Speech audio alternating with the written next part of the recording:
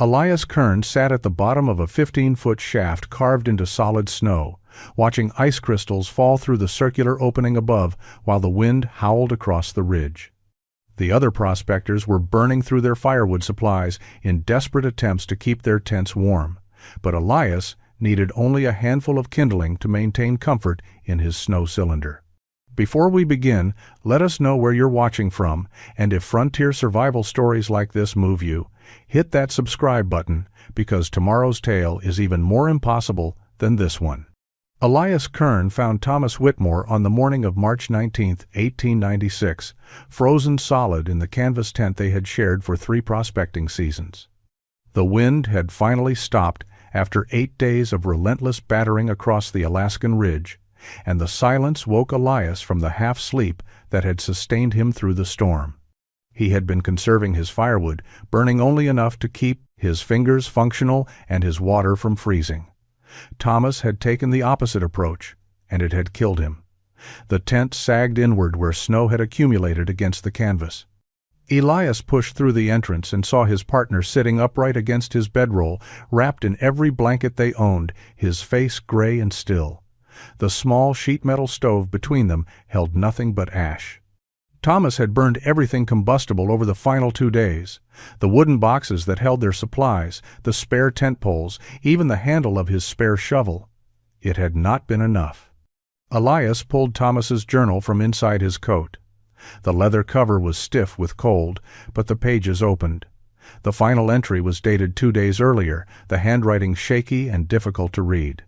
Thomas had written about the cold, about burning the last of the wood, about his certainty that the storm would break soon. He had written that he could not feel his feet anymore, that his hands would barely hold the pencil.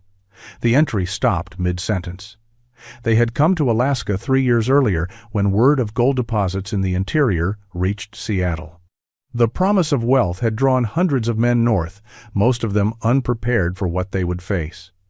Elias and Thomas had been more careful than most. They had purchased good equipment, studied maps, talked to men who had survived previous winters in the territory. They had believed they understood the risks. The ridge where they had established their claim rose above the tree line, a windswept expanse where snow accumulated in depths measured in feet rather than inches. Gold traces in the creek below had justified the location during summer months, but winter had revealed the fatal flaw in their planning. At this elevation, there were no trees to cut for cabin logs, no shelter from the wind, no escape from the cold except the canvas tent that now held Thomas's body. Elias spent an hour digging a grave in the snow. The ground beneath was frozen too hard to penetrate, so he buried Thomas in a drift on the leeward side of the ridge, piling snow over the body and marking the spot with Thomas's shovel driven vertically into the packed surface. He spoke no words over the grave. Thomas had not been a religious man, and Elias could think of nothing appropriate to say to the wind. That night, Elias sat alone in the tent with his remaining firewood stacked beside him. He counted the pieces. 11 sticks, none thicker than his wrist. If another storm came, he would face Thomas's choice: burn everything and hope for warmth, or conserve and hope for survival. He made a decision that would obsess him for the next 8 months. Elias had arrived in Alaska in the spring of 1893, part of the wave of prospectors flooding into the interior after reports of gold discoveries along remote tributaries. He had met Thomas Whitmore on the steamship from Seattle, and they had formed a partnership based on complementary skills. Thomas understood geology and could read terrain for promising deposits. Elias had worked in the Colorado silver mines and knew how to extract metal from stubborn ground. Together, they had survived 3 seasons in conditions that killed men with brutal regularity. The interior was different from the mining regions Elias had known. Colorado had trees for timber, moderate winters, and established supply routes. Alaska offered none of these advantages. The men who came north brought everything they needed on their backs or paid exorbitant prices to have supplies hauled by pack train. Those who worked above the tree line faced additional challenges that no amount of preparation could entirely overcome. The ridge where Elias and Thomas had staked their claim sat at an elevation where winter snow accumulated to depths of 10, 15, sometimes 20 feet. The wind that swept across the open terrain was constant and merciless, carrying temperatures that dropped to 30, 40, 50 degrees below zero during the deepest winter months. In such conditions, standard shelter methods became inadequate in ways that often proved fatal. Most prospectors used canvas tents identical to the one Elias now occupied alone. The tents were portable, relatively lightweight, and could be erected quickly, but canvas provided almost no insulation. A tent in -30-degree weather was merely a windbreak, a thin barrier that did nothing to retain heat. Men burned enormous quantities of firewood trying to warm tent interiors, and even then, they woke to frost on the inside of the canvas and ice in their water buckets. Log cabins were the preferred shelter at lower elevations where timber grew, but above the tree line there were no trees to cut. Some prospectors hauled lumber up from valleys below, but the effort required to transport enough boards for even a small cabin was prohibitive. Snow caves had become the alternative shelter method for high country work. Dig horizontally into a snowbank, hollow out a chamber, and rely on the snow itself for insulation. Elias had built snow caves during his first 2 winters in Alaska. They worked adequately when constructed properly, providing shelter warmer than a tent. But snow caves had a fundamental weakness.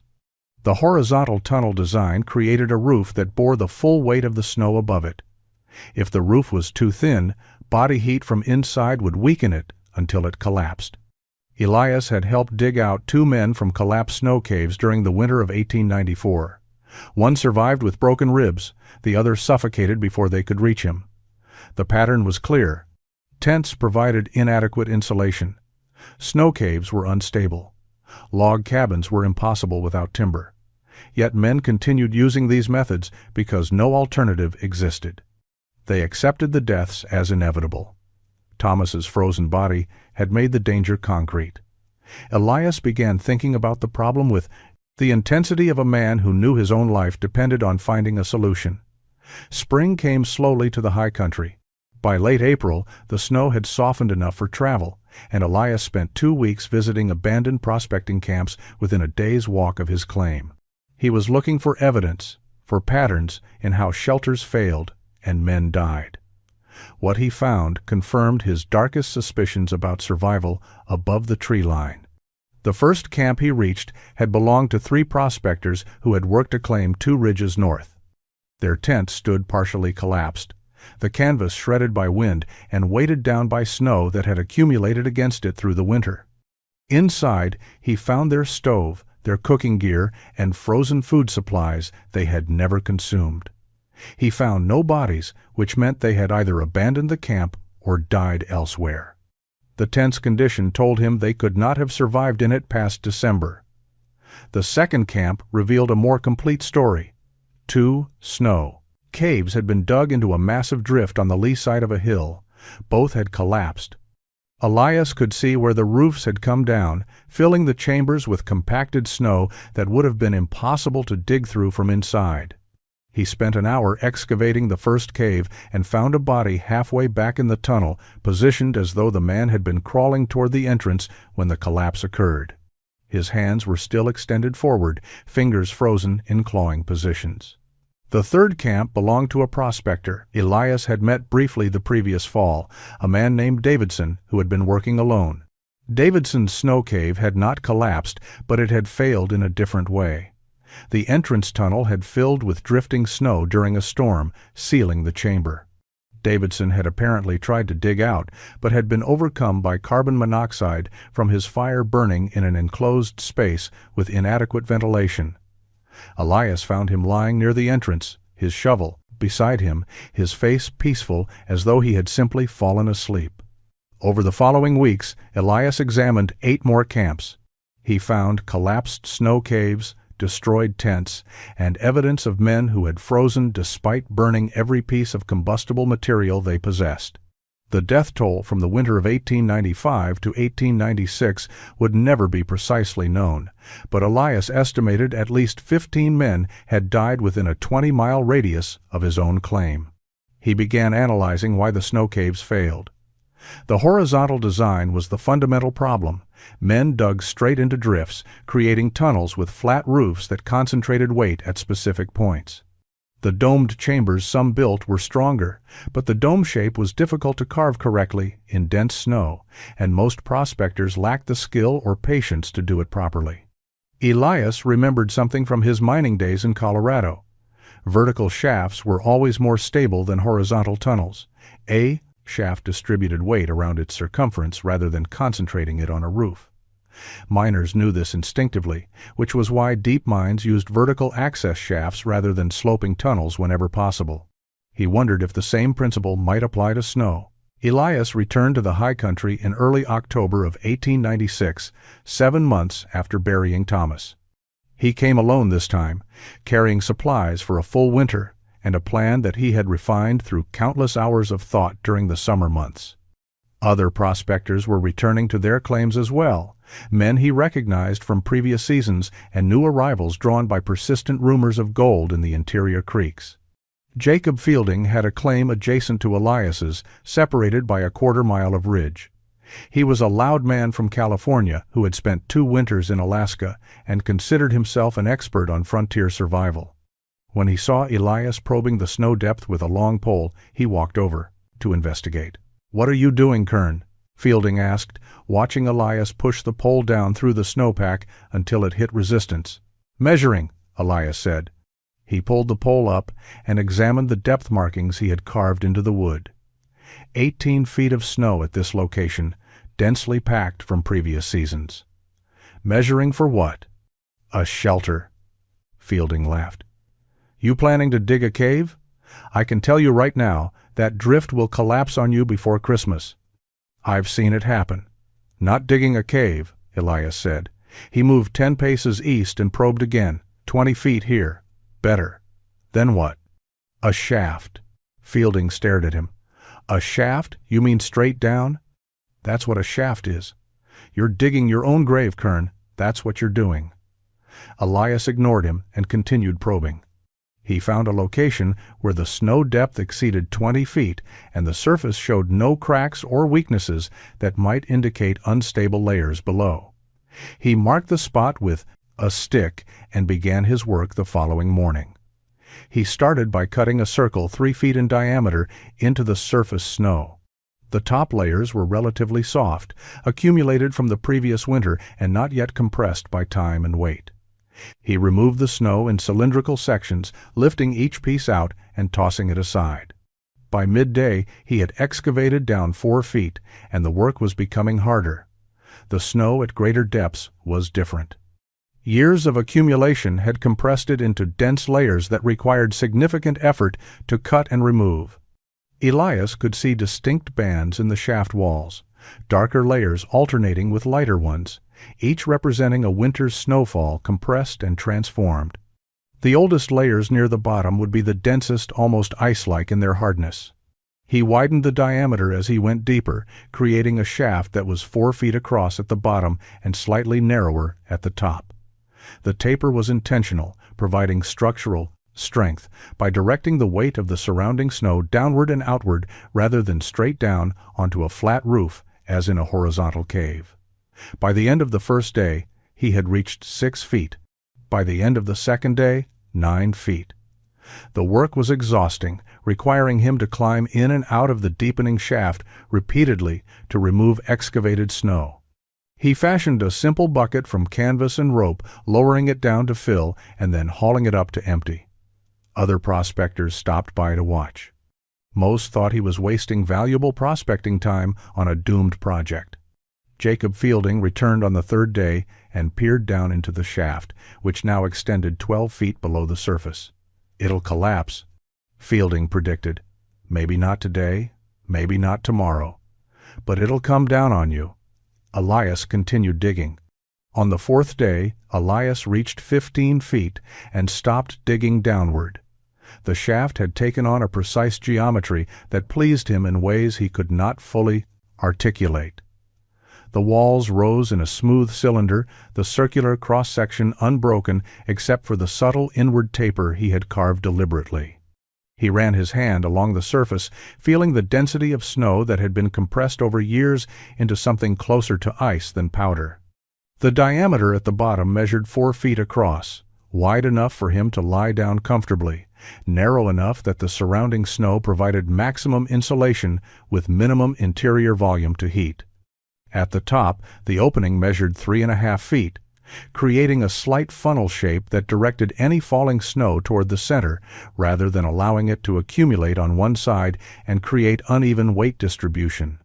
He spent the next 2 days refining the walls. Using the flat blade of his shovel, he smoothed away irregularities, carving the surface until it was uniform from top to bottom. The smoothing served a practical purpose beyond aesthetics. Rough surfaces created stress concentration, points where cracks could form. Smooth surfaces distributed pressure evenly around the entire circumference. The stratified layers in the walls fascinated him. He could count at least 12 distinct bands, each representing a winter's accumulation. The oldest layers at the bottom were dark and dense, compressed under the weight of everything above them. The newest layers near the top were lighter, still retaining some of the crystalline structure of recently fallen snow. The gradation told a story of time and pressure transforming one material into another. For the floor, Elias used his boots and a flat board to pack the snow into a hard, level surface. He created a shallow depression in the center, 6 inches deep and 2 feet across, for his fire pit. Around this, he arranged flat stones he had carried up from the valley below, creating a barrier that would protect the snow floor from direct heat. The rope system required careful thought. He needed a way to enter and exit the shaft, but the rope had to be anchored securely enough to hold his full weight repeatedly. He selected a spot on the ridge 30 feet from the shaft opening and dug down until he reached older, denser snow. Here, he drove 2 wooden stakes horizontally into the snow, burying them 3 feet deep and packing snow around them until they were locked in place. He tested them by pulling with all his strength. They held. He tied his rope to the stakes and dropped the other end down the shaft. The rope hung straight down the center, easily accessible from the bottom. He climbed down and up 3 times, testing the system under real conditions. Each time, the stakes held firm and the rope showed no signs of stress. Jacob Fielding visited that evening and looked down into the completed shaft. "Give it a week," he said. "You'll be dead or living in a tent like the rest of us." Elias said nothing and began moving his supplies into the cylinder. The storm arrived on November 7, 1896, with a ferocity that even experienced prospectors had rarely witnessed. Elias woke before dawn to wind that howled across the ridge with enough force to shake the tent where he had been storing his remaining equipment. The temperature had dropped overnight from -10 to -25, and the sky to the northwest showed the dark gray mass of the approaching system. He spent the morning securing everything on the surface, burying supply caches under snow markers, and making final preparations. By noon, the wind had increased to speeds that made standing upright difficult. Snow was not falling yet, but the wind was picking up surface crystals and driving them horizontally across the ridge in blinding sheets. Elias could barely see 50 feet in any direction. He descended into the shaft at 2 o'clock in the afternoon. The moment his head dropped below the surface level, the wind noise diminished to a muffled roar. By the time he reached the bottom, 15 feet down, the sound was distant and abstract, like ocean waves heard from far inland. The temperature inside the shaft was 15 degrees, cold enough that his breath showed vapor, but 30 degrees warmer than the surface. He arranged his supplies methodically, bedroll and blankets, on a platform he had constructed from his pack and a piece of canvas. Food supplies stacked against the wall. Firewood in a neat pile within arm's reach. He had brought down enough wood for 8 days at his calculated consumption rate of 3 sticks per day, each stick no thicker than his wrist. 24 pieces total. He built his first fire in the central pit as the storm reached full strength above. The kindling caught easily, and he fed it carefully until he had a small blaze the size of his 2 fists. The heat rose toward the opening, creating a gentle circulation that drew fresh air down along the walls and pushed smoke upward. The system worked exactly as he had predicted. Within an hour, interior temperature had risen to 30 degrees. Within 2 hours, 40 degrees. He removed his outer coat and sat comfortably in his wool shirt, watching the fire and listening to the storm rage overhead. Through the circular opening above, he could see snow crystals falling, backlit by the gray daylight. Most of the snow was being driven horizontally across the opening by the wind, but a small amount drifted down into the shaft, landing on the floor near the walls. By nightfall, the temperature outside had reached -30. Inside the shaft, Elias maintained 40 degrees with a fire so small he could have covered it with his hat. He ate a cold dinner, not wanting to waste heat on cooking, and lay down in his bedroll. The wind screamed across the ridge above, but down here, 15 feet below the surface, he felt nothing but stable, survivable cold and the gentle warmth radiating from his modest fire. The first night passed without incident. By the morning of the 4th day, the storm had not broken. Elias climbed the rope to check conditions and found visibility reduced to less than 20 feet. The wind was strong enough to knock him sideways when he emerged from the shaft opening. Snow had drifted around the opening, but the circular shape prevented accumulation from blocking it entirely. He could see the dark shapes of tents on adjacent claims, canvas snapping violently in the wind. He descended back into the shaft and took inventory. He had burned 9 sticks of firewood over 3 days, exactly as calculated. 15 sticks remained. The interior temperature had stayed between 35 and 45 degrees depending on fire size. His water supply was adequate. His food was lasting. He was comfortable in conditions that were killing men on the surface. On the afternoon of the 4th day, he heard a sound that cut through the wind noise above. A voice calling his name.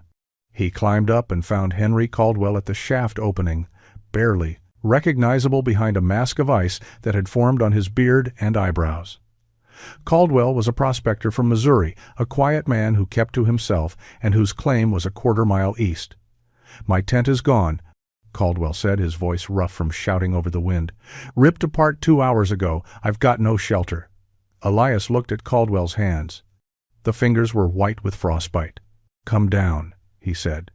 Caldwell stared at the rope disappearing into the shaft. "Down there? Unless you want to freeze." Caldwell climbed down awkwardly, his frozen fingers barely able to grip the rope. At the bottom, he collapsed against the wall, shaking uncontrollably. Elias wrapped him in a spare blanket and built up the fire slightly. Within an hour, Caldwell had stopped shaking. Within 2 hours, color had returned to his face, though his fingers remained white and would likely never fully recover. "I burned everything," Caldwell said quietly. "All my firewood the first 2 days, I thought. The storm would break." They sat together through the 4th night. The shaft was crowded with 2 men, but the temperature remained stable. Elias had to increase his fire slightly, using 4 sticks instead of 3, but the system still worked. On the morning of the 5th day, Jacob Fielding appeared at the opening. His face was gray with exhaustion and cold. He said nothing, just looked down at Elias and Caldwell at the bottom of the shaft. "Come down if you need to," Elias called up. Fielding's pride kept him on the surface through the 5th day, but by evening he returned. His tent was still standing, but he had burned through his entire supply of firewood and had started burning his sluice box boards. He climbed down without speaking and sat against the wall, warming his hands over Elias's small fire. 3 men spent the night in the shaft. Outside, the temperature dropped to -40. Inside, they maintained 40 degrees and survived. The storm broke on the morning of the 8th day. Elias climbed out first, emerging into air so cold it burned his lungs with each breath. The wind had stopped completely, leaving a silence that felt unnatural after 8 days of constant howling. The sky was clear and pale, the sun barely risen above the eastern mountains. The temperature was -50 degrees. He walked across the ridge toward the nearest prospecting camp, his boots crunching through the wind-hardened snow crust. What he found confirmed what he had expected and dreaded. A tent collapsed completely under snow weight, the canvas frozen solid. He called out but received no answer. He dug through the entrance and found 2 men inside, frozen in their bedrolls, their small stove cold and empty. Henry Caldwell and Jacob Fielding emerged from the shaft behind him. Together, they walked from claim to claim, checking on the scattered prospecting community that had inhabited this section of ridge. They found 4 men dead. 2 had frozen in their tents after exhausting their fuel supplies. 1 had died in a snow cave that had partially collapsed, trapping him in a space too small to generate adequate body heat. The 4th had apparently tried to walk down to the tree line during the storm and had made it less than a mile before the cold and wind overcame him.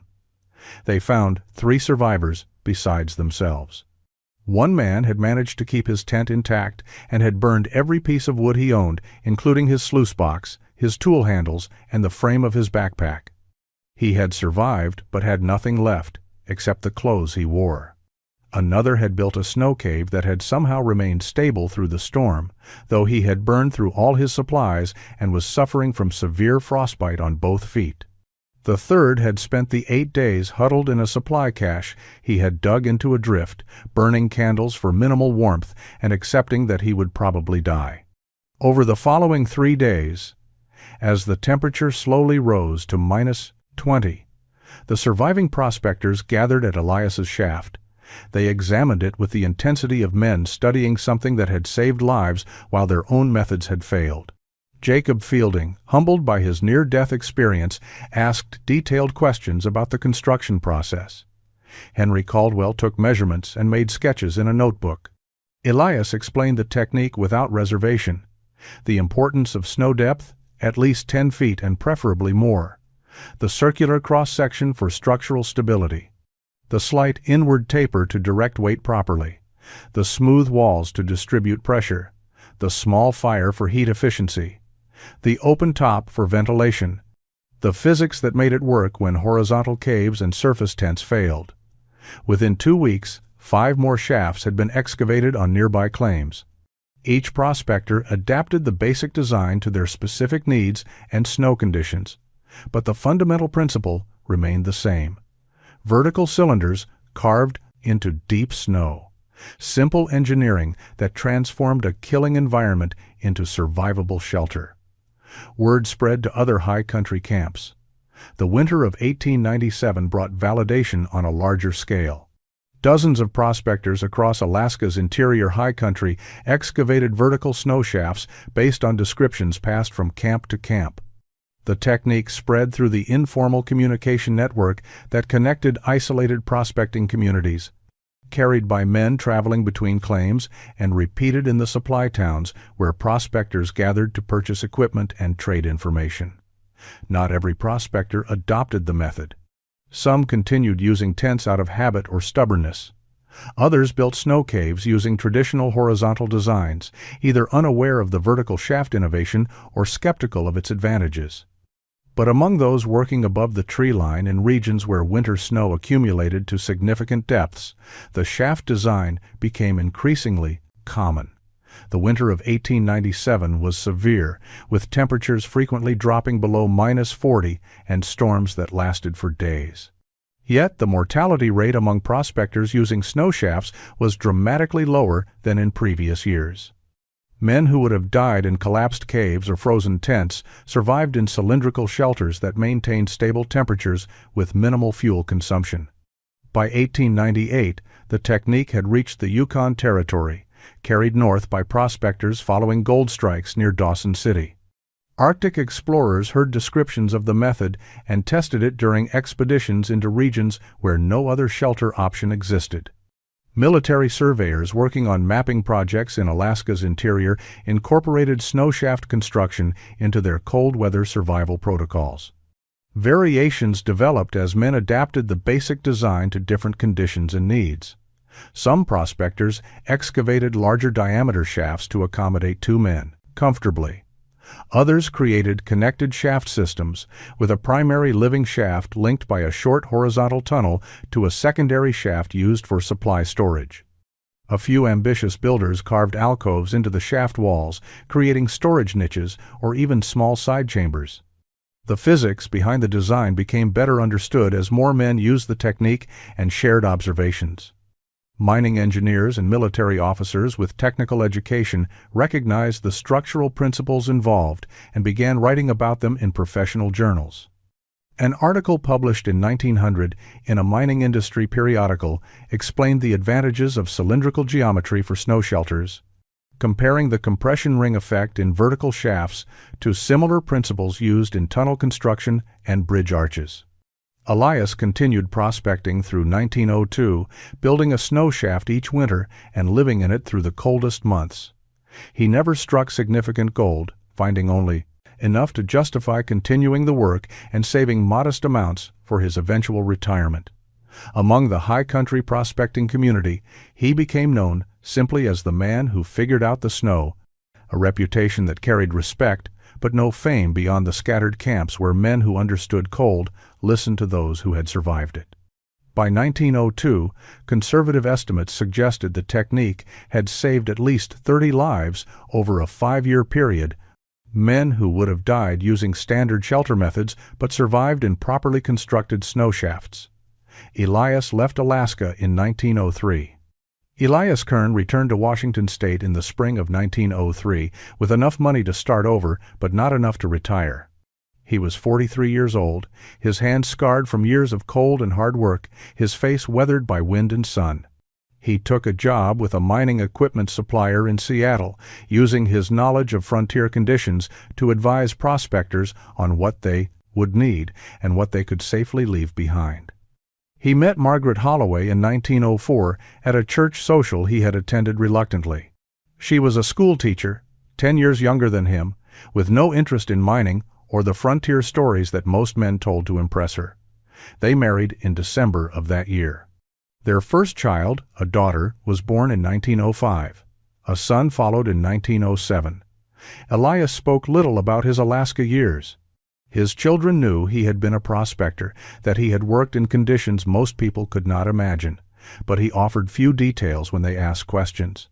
Margaret knew about Thomas Whitmore's death because Elias had mentioned it once, early in their marriage, but she knew nothing about snow shafts or the technique that had spread through the interior camps. To his family, Elias was simply a quiet man who had come south from Alaska and built a normal life. He died in January of 1909 from pneumonia that developed after a winter cold he could not shake. The doctor said his lungs had been weakened by years of breathing extremely cold air, that the damage was permanent and had made him vulnerable to infections that other men might have survived. He was 51 years old. The obituary in the Seattle newspaper mentioned that he had been an Alaska prospector and was survived by his wife and 2 children. There was no mention of innovations or lives saved, no reference to the technique that had become standard practice in high-altitude camps across the Northern Territories. In Alaska, prospectors continued building snow shafts every winter. New men arriving in the interior learned the method from those who had been there longer, a transfer of survival knowledge that required no written instructions or formal teaching. By 1910, the phrase Kern shaft had entered the vocabulary of high country prospecting, though many who used the term did not know who Kern had been or that he had died far from the mountains where his innovation continued saving lives. The shafts themselves lasted only as long as winter. Spring melt erased them completely, leaving no trace that they had existed. But each fall, when the snow depth reached adequate levels, new shafts were excavated using the same principles Elias had discovered through tragedy and necessity. The knowledge persisted because it solved a real problem, because men who understood cold shared what worked with others who needed to survive. Elias Kern was buried in a cemetery outside Seattle. His grave marker listed his name, his birth and death years, and nothing else. The snow shafts carved into distant ridges stood as his unmarked monuments, temporary shelters holding permanent wisdom.